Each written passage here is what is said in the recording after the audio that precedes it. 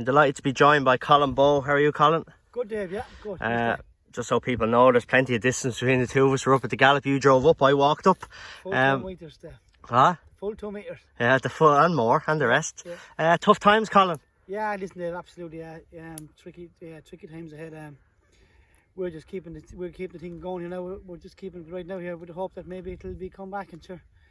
We'll play it by ear and see what happens. I suppose that's all you can do. People think it's maybe, oh, why you're riding your horses out. But if it came back in a couple of weeks, you'd look very silly if your horses weren't fit. Listen, David, here the weather's been again to let them out anyway. We're going to keep going. We're going to keep going there for a month. That scheme with the government to subsidise the boys' wages is a massive help. We're going to take advantage of that and keep going for another month and see what happens. Let's look on the positive things rather than the negatives, Colin, and hopefully racing will be back. But looking back at Cheltenham, it was a great week, some fabulous racing. The sales went well as well for yourself. You sold a couple of really nice horses there. But 3 horses of the 11 point-to-point winners that won in the week, which is a massive total. It was only 4 last year and 11 this year. It's huge. And 3 of those you were responsible for, and there were 3 very good ones. And we'll start with the star of them all, Envoy Allen. He went through your hands here on this gallop. Yeah, Dave, listen, here's a certain amount of look involved to get your hands on those horses.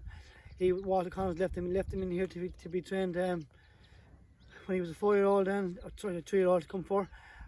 Just lucky to get him. He was always a nice, smart horse, and he always had a lovely mind, and we never seemed to get to end him. He won in Ballinabool, and he was very impressive when he won that day. So he obviously went there and really fancied him. Yeah, we did, and actually it's funny the way it works out. I appreciate it. Actually, was in the same maiden. He went off favourite the same day, and he came back to be second in the champion bumper this year. So there was a bit of depth to the race. Yeah, we fancied him going. Listen, he was a nice, big, easy going horse with a good attitude, and yeah, we fancied him. He's lived up to his price tag. He sold for a lot of money in the Cheltenham sales as well. And you talk about appreciate it. The horse that beat him, Fernie Hollow, you had him here as well. He won a 2.5 mile 4-year-old maiden for you. Yeah, we liked him. We liked him going. I can recommend him to Harold Crooker as a nice horse. He won a very stiff track down in Knockanard, and actually Jimmy Rook rode for me the same day, and he won by maybe 15 inches, but he was gapping away on soft ground going to the line. So we thought he was a nice horse, but he disappointed once or twice for Willie. I'd say he just maybe lit up. We turned on a hill here, and we probably didn't maybe set him a light. We were just canting away, and I'd say he just was lit up for a couple of bumpers. But the lads got the hang of him, and yeah, he's a nice horse going forward. He actually won well in the end. Paul Townend gave him a great ride, and yeah, nice horse. It worked out very well, obviously dropping him in, but it showed how much of ability he has for him to be able to come from last to first. And I'd imagine with a hurdler or a fence in front of him, he's going to settle even better come next season. And listen, if he will, and he won't be in as big a fields, and he has he jumps very well. He eyes up his fence and he's accurate. So a jump should bring out the best in him. And Sam Crow then was the 3rd horse for you that went through your hands here. He needs no introduction.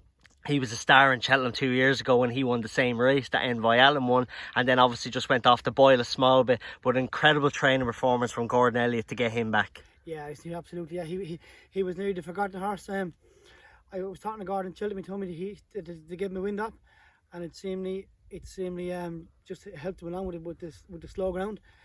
He was always a nice horse, and it's nice to see him going back and maybe fulfilling what he threatened he was going to do.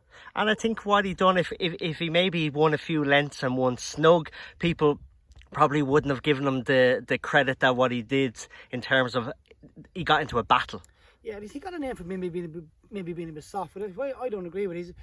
He only does what he has to. That's what he was always like that. Even here, he'd be always saving away till you'd ask him maybe to quicken up or find a bit more, which he would for you.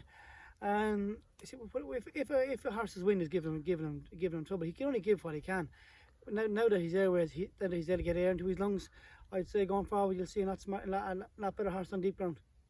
And looking back and then the way things are now, Colin, so like you said, it's just keeping the thing going, and hopefully point to point will come back. You've had a very good year in terms of winners, but 4-year-olds as well, so things have been good for you anyway. The 4-year-olds, you've had plenty of winners and you've got rid of those through the sales.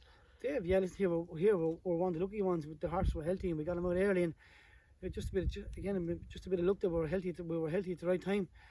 Yeah, decent tricky times ahead.